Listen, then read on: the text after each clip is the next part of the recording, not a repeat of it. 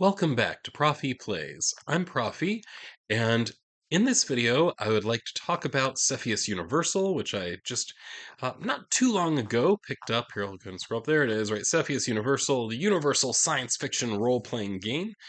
So I want to share a little bit of kind of my thoughts about it. I just finished reading it this morning, right? So I haven't really played it at this point. I did a little bit of playing around with character creation, playing around with world creation, that kind of stuff. A lot of that is very much like what you'd get from the Cepheus System Reference Document, which you can find uh, on a pay what you want basis. Cepheus Universal, in terms of cost, is about $20 typically, at least as of right now, on Drive Through RPG. You can get it in PDF form. Occasionally goes on sale. This happened to come through as a deal of the day not too long ago, and that's when I picked it up. So, if you've watched my channel, you know that I like the Cepheus system, but in the past I've really just used the system reference document for it. I haven't really played with too many of the variations of it. So this is one variation. Cepheus Universal comes from Zoser Games, which Zoser has lots of Cepheus engine materials out there. Probably probably relatively well known, I'd say, for Hostile being the setting they suggested. And they also have Hostile Solo being a specifically solo version of the Hostile setting. And there's a slightly older supplement they have called, I think it's just Solo, which is, again, using the Cepheus engine, but providing a solo engine to go along with it, which I haven't played with any of the solo stuff from Zoser yet. I've read a little bit about it, but I've not actually tried it. It sounds interesting, but I don't have it, and that's not what this is about. Right, so let's go ahead. I'm just going to go through the table of contents and kind of give my thoughts on each section as we go. So the book starts out with an introduction, kind of a standard introduction, providing terminology, that kind of stuff. I think it was kind of interesting that they decided to put technological levels in that introduction. This is one of those things where, like, it's always kind of awkward to figure out how to structure a role playing game core book because there are all these concepts that end up fitting together, and you kind of need all of them to understand any of them, which makes the presentation extremely difficult in terms of when do you talk about what, right? So, putting the technology levels right up front, I don't know there's any better place to put it. Right? The second thing they provide is campaign concepts. So here, what Cepheus Universal tries to do, and you can see it's in the title, Universal. It's trying to provide an engine by which you can run anything in the realm of science fiction. So it provides us with a few different settings. I'll talk about those later. These settings have a number of different technological levels that you might be able to play at. So basically, the idea, and this is strongly implied when you read the book, is pick your favorite sci-fi series, sci-fi franchise, sci-fi novel, whatever. You should be able to find a way to port it into an RPG using Cepheus Universal without too much difficulty. That is really the hope and the goal of what the system is supposed to be doing for us. Now, how well it does that, I don't know. I've not actually played it yet, but it certainly provides lots of options, and that is really, I think, um, a trait of the structure of this particular version of Cepheus is that it's all about providing lots of options for you as the game master to then choose, or in my case, as the soloist, to choose exactly what kind of science fiction game you want to play. Okay, right. So, campaign's concepts then gives you a list of several different possible ways you could play this game. Everything from your X-Files style agents to it's basically Star Trek or Star Wars. So all kinds of options available here, right? You can, in effect, play Alien, right, using this if you wish. Then characters. Now the character creation here is a little bit different than the traditional character creation you might find in something like the Cepheus reference document, in that the prime form of character creation that you have in, say, the system reference document, which is really based largely on concepts from the old Traveler system. It's a term by term character creation where you might do things like die in the process of character creation. Not so here. So the base form of character creation that you have in Cepheus Universal is a design-based creation system. For those that are kind of familiar with how, say, Dungeons and Dragons makes characters, this is in some ways very similar in that you're going to choose and affect your stat block, right? So here are the different stats you can have. You assign them to the six different statistics. Uh, so you make that kind of choice directly. You're not really rolling a lot for things in the design-based creation. But it also provides two other options for how to create characters. So another option would be a random creation system where you do roll up random stats. You roll up randomly what your skills will be. So in some ways, it's like if you take the term by term character creation and then boil it down a bit to simplify the process. Now, if you want to do term by term character creation, you can, but that description is actually pushed all the way back into one of the appendices for this book. Now, they do make some modifications to this. For example, the odds of dying in character creation are way less than what it is, say, in the system reference document when I've done it before. Right. So things like you're probably actually going to end up with a character at the end rather than a character that has died and you have to start over. So that's basically the idea here. Now, they do produce this idea of a life path. This idea, I like it. I like this idea quite a bit. And actually, it was one of the reasons that I bought this book, is that in the preview that you can get from Drive Through RPG, it actually talks some about this life path idea, where you can roll on tables or make choices. And this really helps you develop the character background. So, what was your family like? Is any of your family still alive? Do you still have a connection with them? What kind of relationship do you have? Do you have any like important life events, whether it be romances or whatever, right? Tragedies that have occurred to you. So all of these are things that that character life path can help you create. There's the possibility of again making these choices explicitly, right, or of making these choices through random rolls. And so both of these are options available, and I really, really like that addition. Uh, I think that's most of kind of what character creation works like. Now, the next chapter is about low tech characters. They do have the possibility here of, say, suppose that you are on a world of the technological level of the Ewoks, right, in the Star Wars universe. Right, you can create a character that is that low tech character. Here, one person that really reminds me of is as somebody who enjoys Doctor Who. My wife got me into it, and then my problem is that when I get into something like this, I kind of want to complete the whole thing. So we went back and we watched a bunch of the classic stuff, right? So there's this character from the Tom Baker era, so it'd be kind of, let's say it was toward the very end of the 70s into the 80s, if I remember correctly. So Fourth Doctor. So in his era, one of the characters was a character named Leela, and Leela was, in effect, a cave woman. That was basically her technological level. Right? So, and she was a fantastic character to have along with the Doctor because he is so technologically oriented, very intelligent. She is not. She's much more physically oriented. And it was a great combination. So actually, if you've seen Futurama, the character Leela there is somewhat based on Leela from Doctor Who. But if you want to make Leela, this is how you would do it. You would use the low-tech characters. Then there is the section on mind powers. Psionics are a classic part of the old Cepheus system, so we do have a few pages here talking about how mind powers can work here. They did change the name to mind powers rather than psionics. I think the term psionics has faded somewhat. The game system is going to be relatively familiar. I'm not going to talk about all the details of various things, but I will say that I like some of the things that they're doing with this which which are not in the system reference document I had used in the past. So one thing, um, in terms of tasks, they separate tasks really into two major types right, outside of combat. One of those would be a skill test. The other would be a characteristic test. Right. So the skill test. You're rolling, trying to get eight or more total, adding together a roll of 2d6 plus whatever the level of your skill is. Now, one thing that different versions of Cepheus do differently. Some of them you add in a characteristic plus your skill level. This one seems like that is not a default, though you might occasionally do that.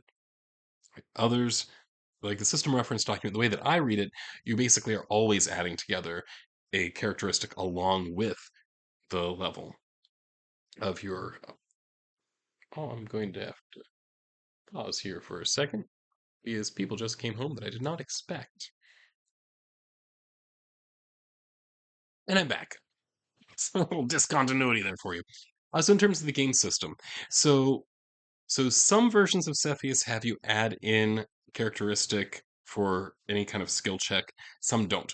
This one takes the view that you typically would not. So you're just rolling 2d6 plus whatever the skills level is, and hoping to get 8 or higher total.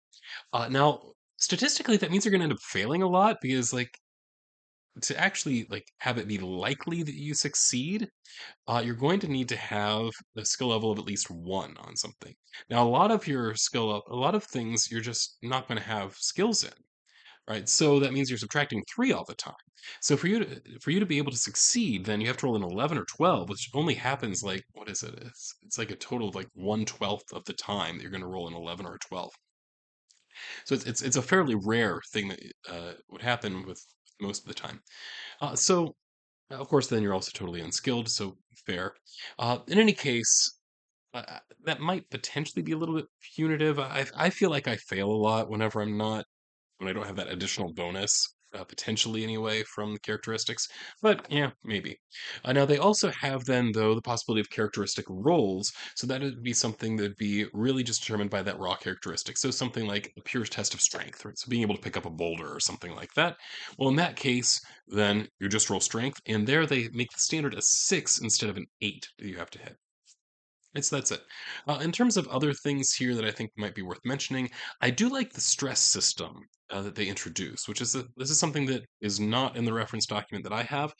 So it's really capturing the fact that we can be affected by situations that would be stressful. I think that this feels like it's drawn from the idea of you might face some kind of horror kind of scenario, sci-fi horror situation like The Thing or something like that, right? So it feels like that's probably where this is most often going to show up. But the things that affect your stress are things that may show up all the time, right? So being in kind of a stressful situation is something that can have an impact, right, on your character, right, through the stress system. Okay. I continue on down. Combat. A lot of this is the kind of thing that you would have seen before if you're familiar with Cepheus at all, right? So it's very much like a skill check. So you have, I don't know, you have a level in gun combat. You roll, you add the level of gun combat to it, 8 or more you hit, that kind of thing. But there is a difference here in that they do divide up uh, into 2 different types of fire. So one would be direct fire, which is basically what I just described. The other one is a form of what they call area fire. So this is more designed for large military scenarios where, say, I know that there are a bunch of enemies in the forest, but I don't know where they are in the forest. But nonetheless, we are just firing into the forest, hoping that we hit somebody. That is really what area fire is for, and it's a slightly different system that you use for that. In addition, they do change how NPCs work in combat. Either friendly NPCs or your allies, they don't work the same as PCs. In fact, they're much less likely to hit than a PC is. This elevates the PCs in terms of their role in combat. The same thing happens with with the NPCs that are in the enemy side, that they are somewhat weaker than the PCs will be, unless it's a major NPC that gets fully statted out. Right? So there is um, a designed asymmetry in the way that combat works that helps to elevate the PCs here. Next would be survival. Not really a whole lot to comment on here. It's the kind of stuff that you would kind of expect to be here. So rules about how do you hunt, how do you gather in different types of terrain, that kind of thing. Right. Equipment lists. The equipment lists are the kind of thing that I will flip through, but really won't read very carefully. Although I will say that because there was so much concern about making this a universal system, so regardless what type of world you're running, um, this is an enormous list. like, if you want to know how would a trebuchet work in the Cepheus system, it has the stats for a trebuchet, a catapult, but take your pick, right? So it has all this archaic artillery you can see listed there, as well as a number of other things, right? So I think that that is That's kind of nice. It's one of those things where, as far as reading it goes, like I said, I just tend to just skim through this, but there are lots of options available. Uh, they also they provide a nice cost of living system, which I think the system reference document was somewhat vague on. Now there are rules out there for cost of living within either a traveler or Cepheus system, often tied to your social rating. This really simplifies that and just says it's the kind of actually I've seen this type of table before in something like a D&D book where how are you trying to live? Are you living sparsely? Are you living in luxury or whatever? And then here's how much that would cost on a per day basis on the assumption that like you're staying in a hotel and eating at restaurants, or on a per month basis on the assumption that say you have an apartment and are eating occasionally from out, but mostly making your own food, that kind of thing. And so those costs are all available there. There is it's interesting the things they decided to detail.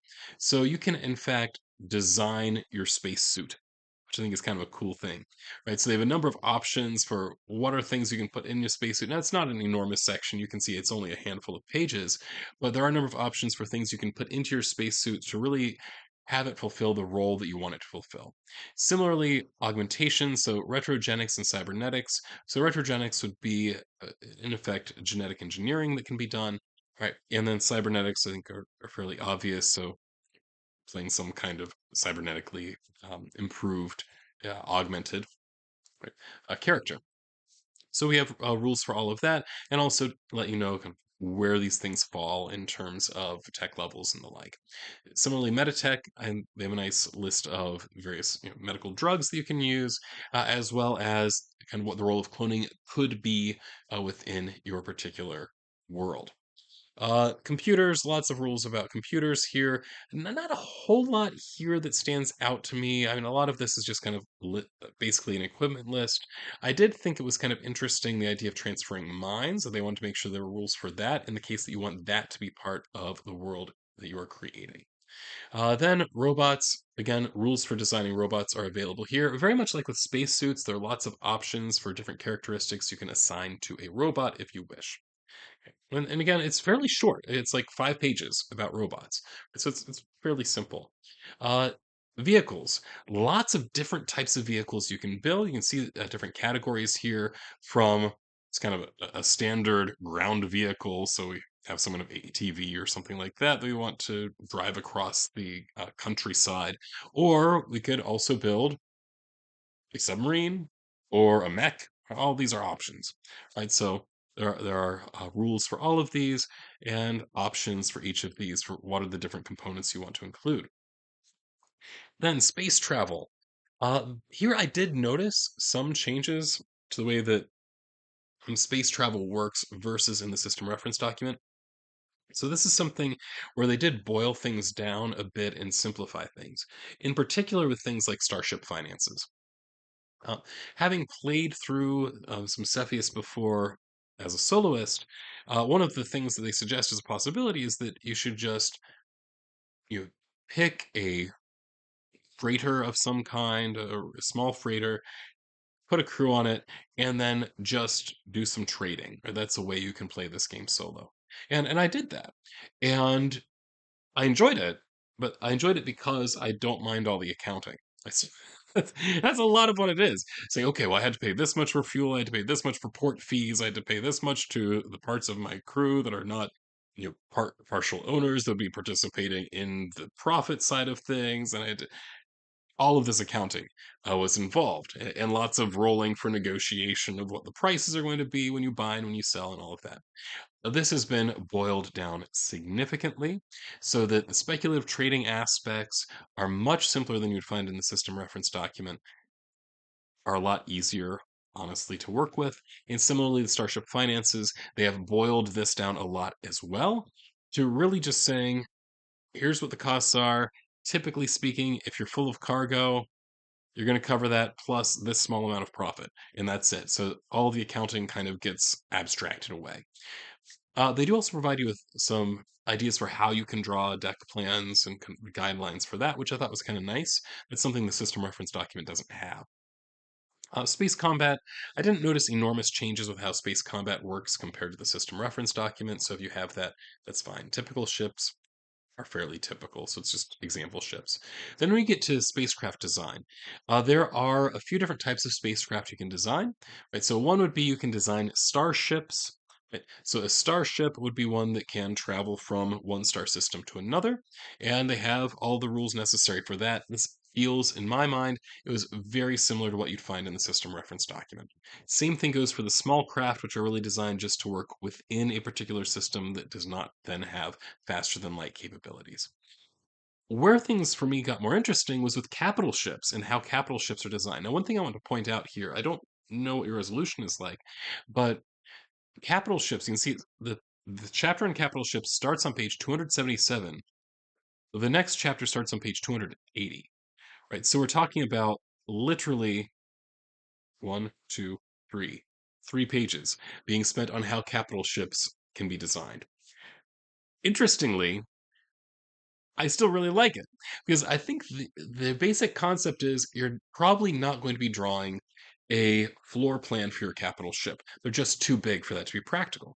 So instead, what you're going to do is you just have to think about what is the basic template that you're dealing with. And I think they provide something like 4 or 5 different capital ship sizes there. And then what components are there on the ship? That's it. Right. So it's remarkably simplified. In many ways, building a capital ship is going to be much faster and simpler than building just a standard starship that's significantly smaller. And it's really because I think that there's the recognition that we want to be able to make Imperial Star Destroyers, but we don't want to have to draw out every single room in an Imperial Star Destroyer. Right. So striking that balance, abstracting away from the details more and allowing us just to kind of capture the major components was really nice, honestly. So I like the idea of how they design capital ships. Next, star system design. Here, uh, a couple things about this. One was in terms of kind of the design of a star system that is remarkably similar to what you'd find in the system reference document. I'm referring to this a lot because you can get it for free, right? So there we go. Now there was some additional stuff though that was available to you in Cepheus Universal that is not in that system reference document, and that is the design of within the star system itself. What does it look like? So what are the different orbits? Where would you find the main world? What types of other worlds are there? Do you have other, say, like rocky worlds that are really hot and close to the sun, or a star in the system like a Mercury? Do you have worlds like that are gas giants, like you have the Jupiters, the Saturns, and the like, right? All of those rules for how you generate what the specific system looks like. So, like, you could make the solar system, right, using the system they provide, which is pretty nice, right? I like that. They also have this note here on megastructures and habitats. This is just pointing out that not everyone in every single sci-fi franchise is living on a planet, right? So you may possibly have star stations or space stations and the like. And so it talks about how to think about these types of things. Animal life. I will say one thing that I liked about animal life here. The typical animal creation is very similar to what you'd find in the system reference document, but it also provides for you fast animal creation, which you can see here is just like a 2 page thing saying, well, suppose that you are GMing this. Your people come across an animal. You don't have animals designed for this particular planet and terrain yet. What can you do? Very, very quick system for generating these animals on the spot. It also provides us with an alien race generator, right? So if you want to create non-human aliens, it does give you some guidelines for how to go about doing that, and also lots of random tables to help with that.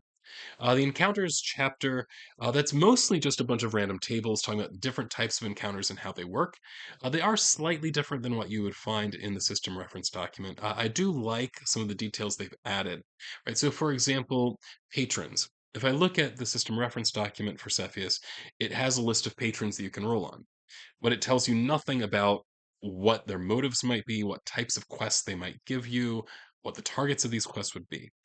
None of that in the system reference document. They do provide that here in this document. So I do think that that's a nice addition. So yeah, I very much appreciated that. They also changed a little bit about how law works. Law in the system reference document had, I guess I'd say, a more defined way of how it worked. It is not quite so defined here. It's left much more right to the judgment of the game master to kind of make the decision. Might you possibly run into issues with the law? If so, now it does still use the roll 2d6 against the law level. You have to roll above the law level to avoid any kind of entanglements. That system is in place. But nonetheless, it's not as prescriptive in terms of here are the specific times you'd expect to interact with law enforcement or what the types of interactions would be. In terms of planetary travel, so this would be travel within a planet. So there are some guidelines here on um, how to build out what your map is going to look like for a world. This is something that the system reference document doesn't touch at all, so it's entirely new to me as far as that goes. And then also rules for different types of overland travel, whether you're on foot or whether you're in a typical land vehicle.